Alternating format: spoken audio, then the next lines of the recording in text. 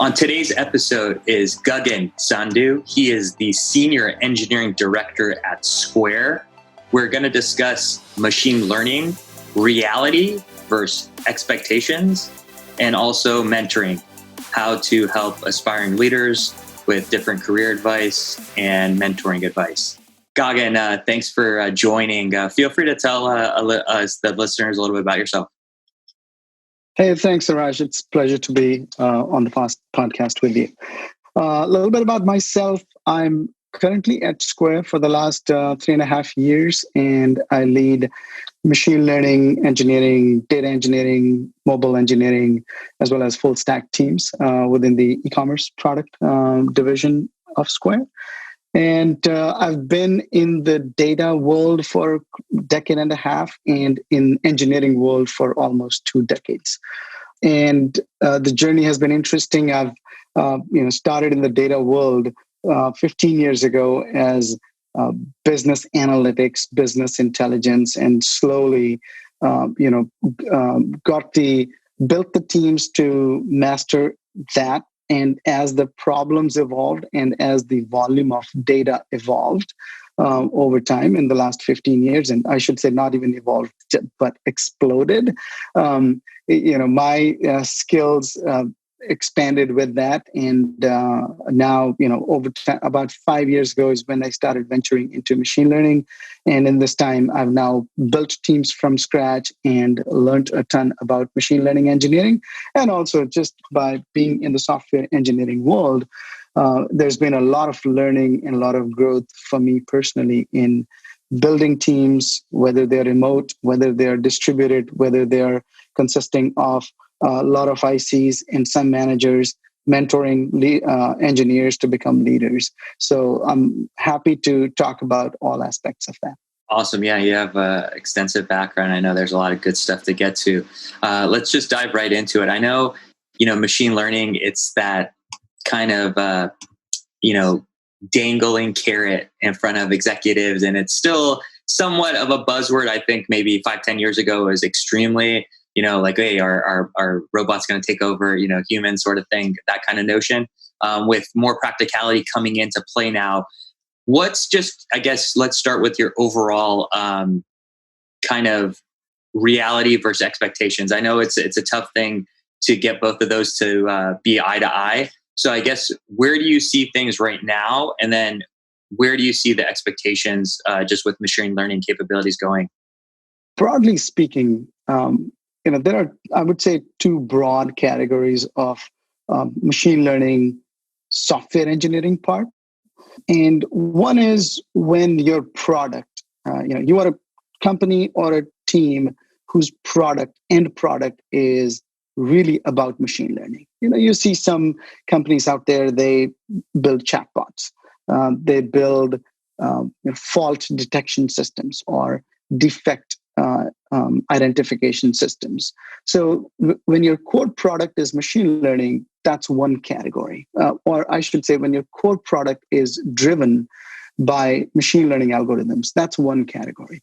And then there is everything else where you can employ machine learning to improve your product, your customer experience, your employee productivity. And I would say the vast majority of machine learning actually falls in the second category. The problem I see is sometimes people who are in the second category think that they're going to apply some machine learning magical algorithm and their product is going to vault from whatever it is today to the next generation. And or they will build a product, anew and rebuild it with machine learning, and all of a sudden their product would be this, absolutely a killer product, killer app. And I have seen more disappointment in the second category, and especially with those people who think that they will, the product will be revolutionized.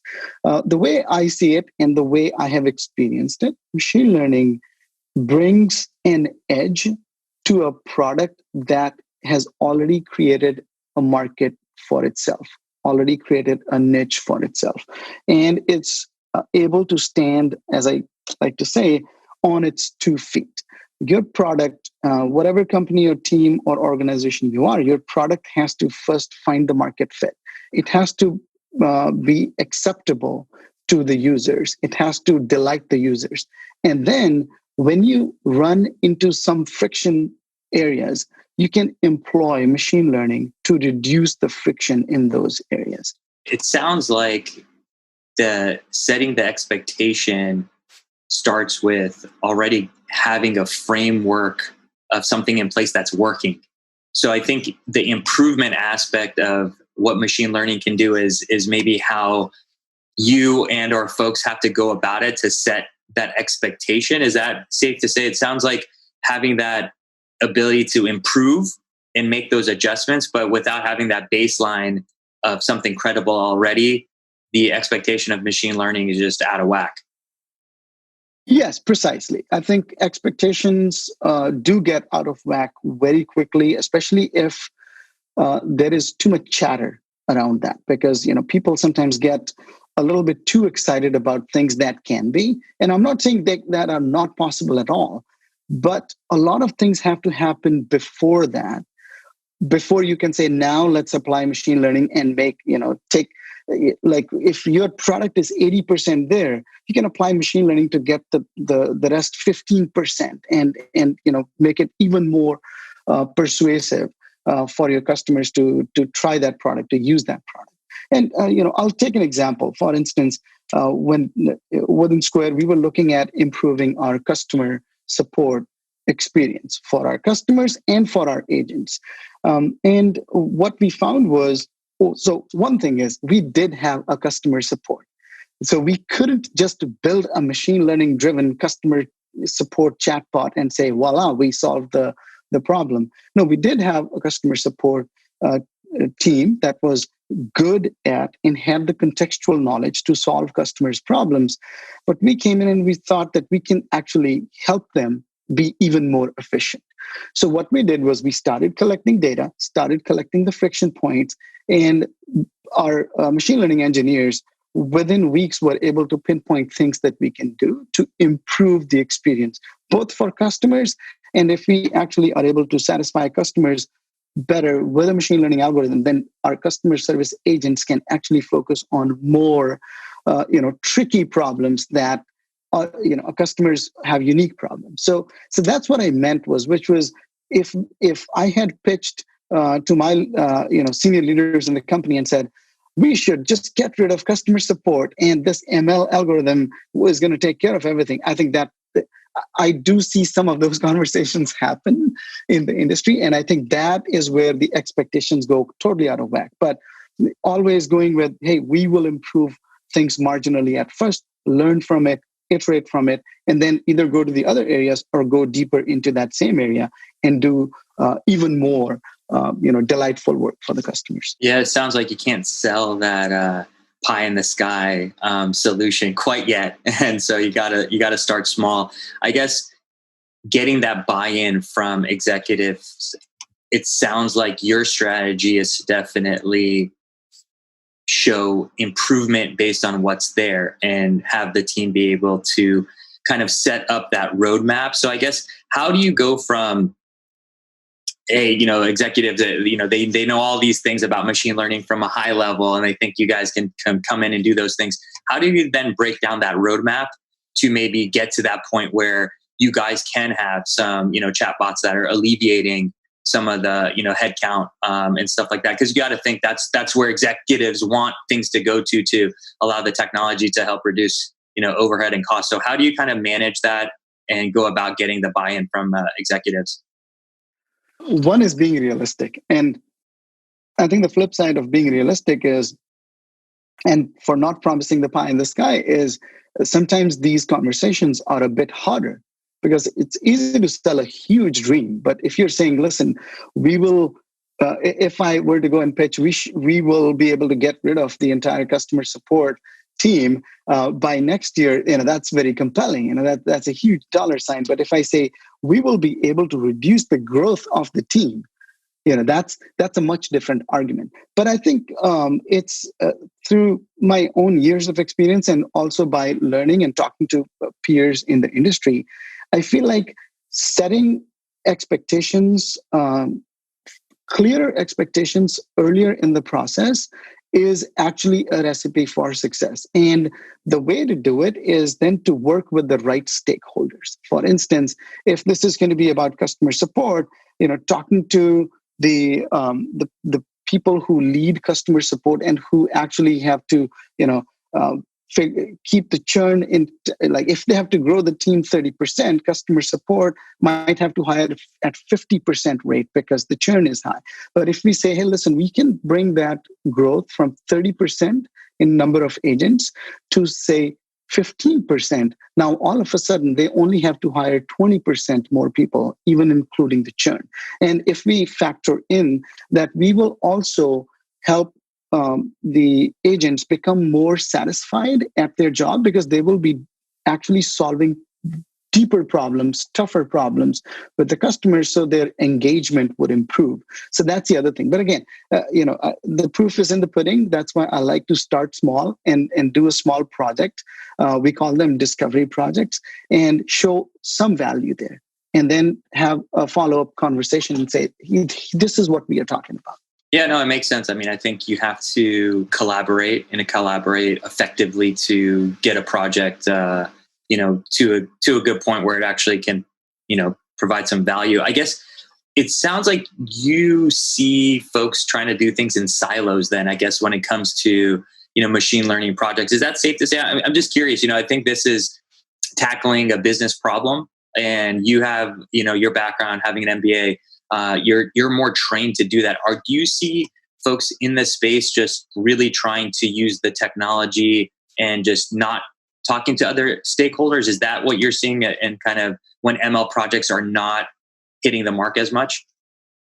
Yeah. So I think being an engineer myself and having worked in engineering for so long, but also going to business school and learning about different aspects of the business, I do get to see this almost a mindset difference at times, where engineers they always want to adopt the latest technology. And I think if you poll a number of engineers, upgrading the platform will come up as one of the top 3 priorities. It doesn't matter which technology it is, doesn't matter what platform they work on. It's always going to be, pay the technical debt, upgrade the platform. So my point is, engineers always want to be at the leading or the bleeding edge of technology.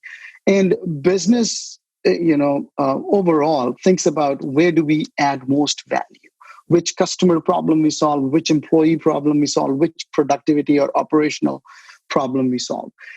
I would say it's a never-ending discussion, but in a positive way. Not never-ending that nobody understands, but this is something that you always have to keep discussing and keep reinforcing, because the newest algorithm that comes in ML is going to solve world hunger, right? That's always the promise. That's always how everybody reacts to it. But then, my goal always is to take the ML engineers into the discussions where we talk about the trade-offs. Yes, we can actually launch this algorithm. It's going to be really cool, but if only 0.3% of the users are going to benefit from it, is it really worth doing it?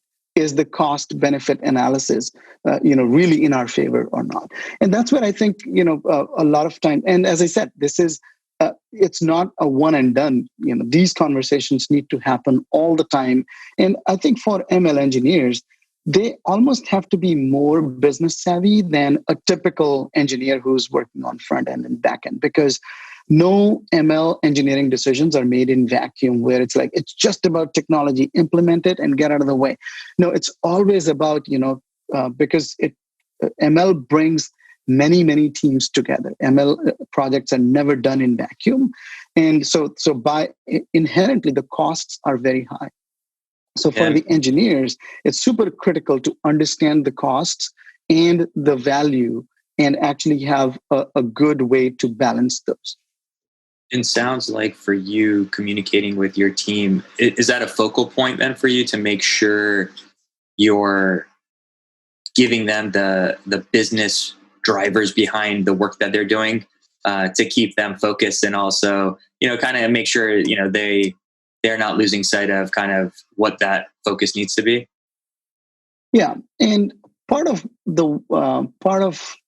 this mechanism is working out the success metrics before we jump into a project.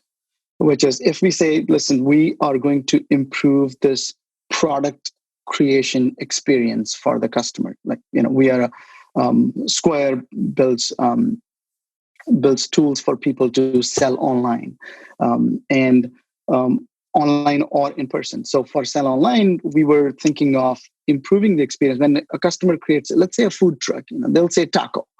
And what we found was, if you just say a taco and there isn't much description, the sales can be improved by saying it's steak taco with cilantro and our special sauce and all that. So the machine learning engineers on the team dug deep and found out the correlation on description and how well things sell.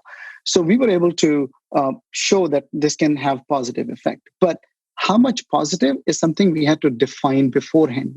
Before we jumped into the product, because again, as I said, 5-6 teams are going to come together and implement this. But what should success look like? And then creating dashboards while we were creating these algorithms and implementing them, we created dashboards to measure our success. Is it meaningfully moving the needle, or are we just basically just floating pushing around code out? Yeah, floating around and pushing code out for the sake of pushing code out. And I think that after you do it like 2 or 3 or 4 times, I think it does become a habit to start thinking about the end result first and measure the end result as we move forward with the project. And I guess for your team, when they're seeing those dashboards, I was curious kind of the reactions they get, like, are they, okay, the work I'm doing is going towards the end goal. Do you see that really then impacting their involvement just from maybe just a, happiness perspective of what they're doing with their work? Because a lot of times I feel like that's where there's a disconnect. And it sounds like these kind of things, obviously it's great from a business perspective, but also for the team, it just allows them to really kind of see where they're making impact and visually kind of see the difference that they're making a lot quicker than waiting for a product to get to an end result or a launch. I think in this area, machine learning engineers are kind of blessed in the sense that typically they are asked to prove what the value is. For a lot of other engineering disciplines, you're asked to do a project and be done with it.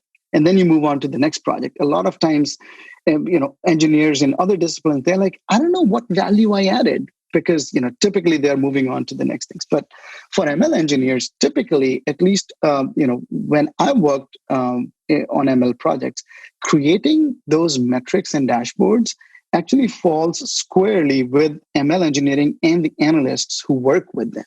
So, to answer your question, they are actually part of the journey of creating the success metrics in the first place. And secondly, when you asked about this, I think about the satisfaction, it's tremendous. When you see, and I think it's true for all engineers, and I would say, most people, is when what you did adds value and you can actually measure it, it's tremendously satisfying. And on the other hand, if it doesn't add value, you can see it and say, well, we had a hypothesis, we went ahead with it, but it's not yielding results. Let's go back and dig in. So yes, I have found it tremendously satisfying. And it's not just ML engineers, but everyone working on the project. Because if you see here, listen, we actually improved customer support efficiency by 18%. That's huge, right? That's huge. You can quickly extrapolate that and say it results in X dollars or X number of more satisfied customers. And that's tremendously rewarding. Yeah, no, I mean, getting the team to buy in to kind of the end result. And it sounds like a lot of your philosophy is to work backwards, kind of have that North Star and then let that dictate everything and also kind of bring in everybody. So I was curious, getting into kind of mentorship and advice, I guess, looking at machine learning engineers, I mean, are there a couple of things that you think overall, folks that are in that space, what can they do to keep improving? I think Just like any other engineering discipline, machine learning engineers come in all shapes and forms and colors and hues. It's there are people who are very good at technology and they think technology alone will solve the problem, and then there are people who come in and from, let's say, an analytics background, and they're very good with numbers, and they're like, let's. It's a mix, but overall, I would say as a leader, I have employed different strategies for different people and at different stages of their career. Somebody we hired right out of school with a PhD, the mentoring sessions with them were much more different because they had to understand, what was important for the company, how the things that they can work on, how do they align with the vision of the company, and because they were trying to carve a space for themselves, so they needed to see how they would add value and where they should add value. Whereas on the other hand, there was one engineer who was superb at back end and front end and ML, every technology, and their goal was to just go and build ML in every part of the company. And with them, the mentoring was more around we need to pick which pieces we are going to build. And we can't just boil the ocean. We can't just talk to everyone and say, we'll do this for you and for you and for you and for you. So it's been different, but at the same time, I do want to say that for ML, there are some patterns that are now available and out in the open, but it's still a newer area. It's not as, I would say, baked as some of the other engineering disciplines are. So it's a little bit fluid overall, and people, and still the people coming in. Also in ML, I think there is a disproportionate number as compared to other engineering disciplines of people coming in with PhDs.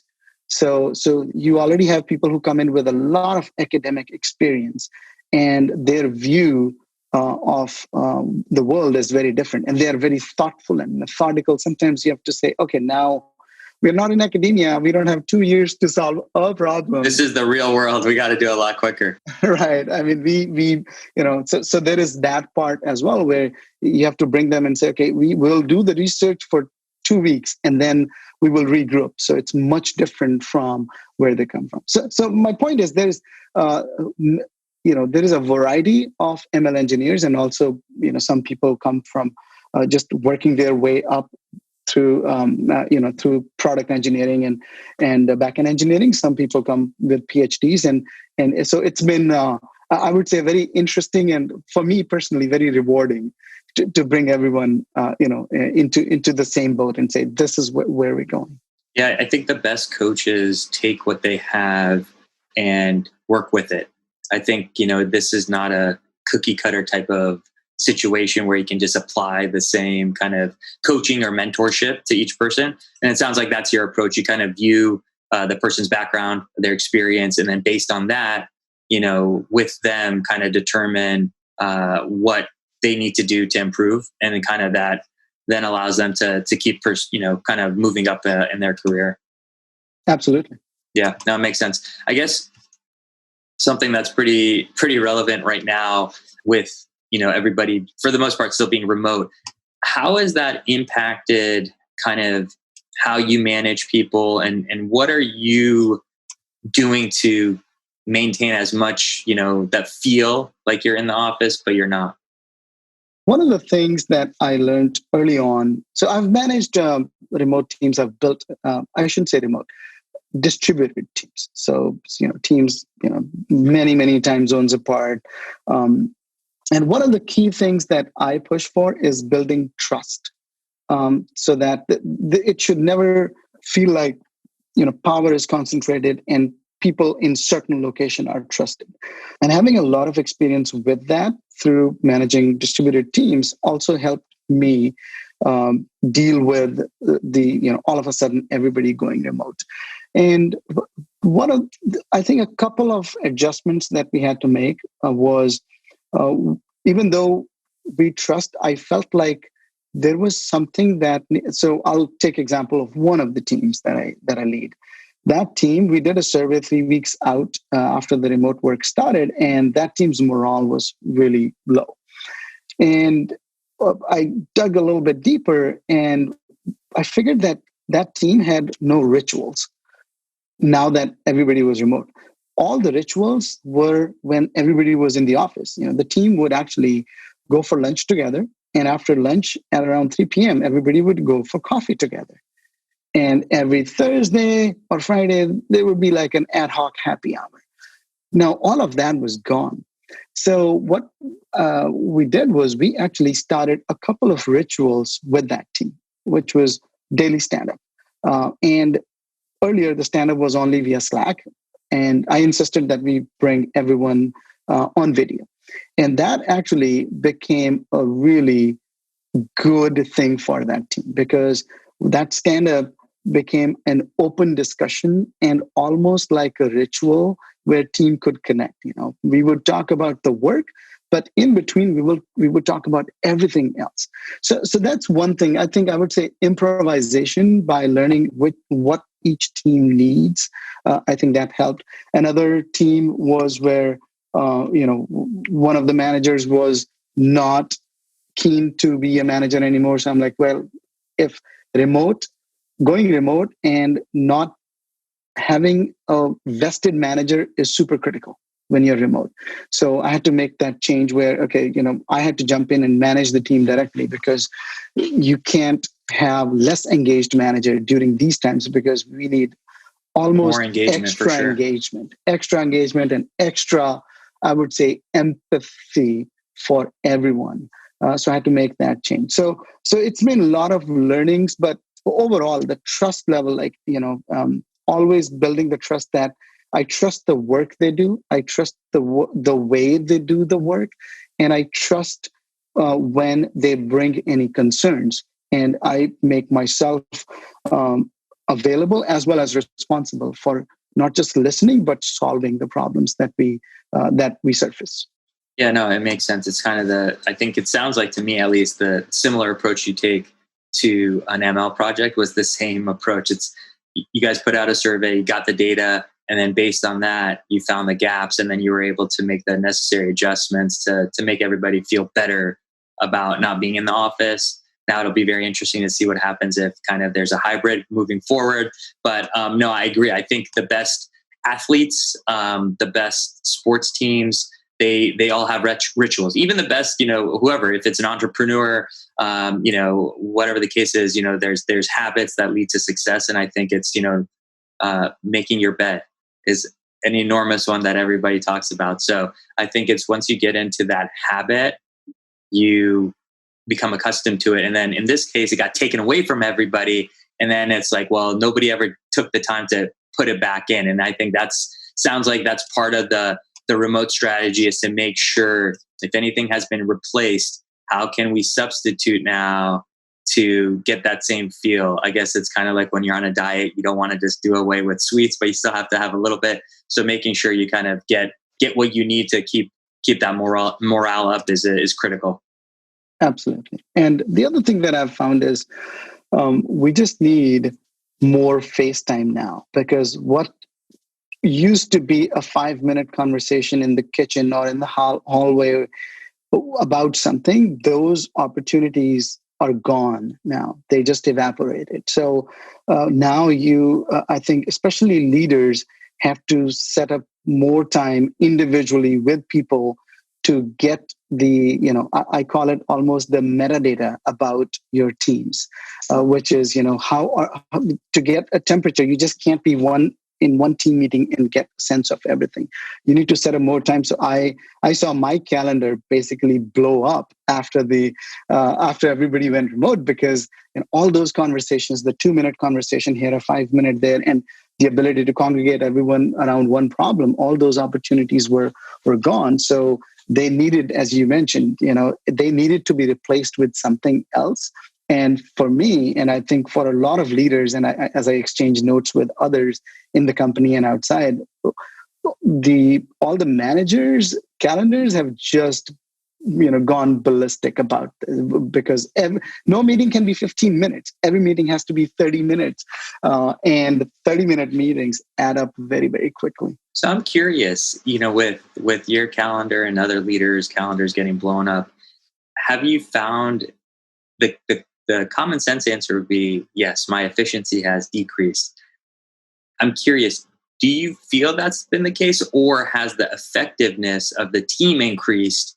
Your kind of calendar has blown up, but I'm just curious how that dynamic has actually, in your opinion, impacted you and just overall kind of success and whatnot.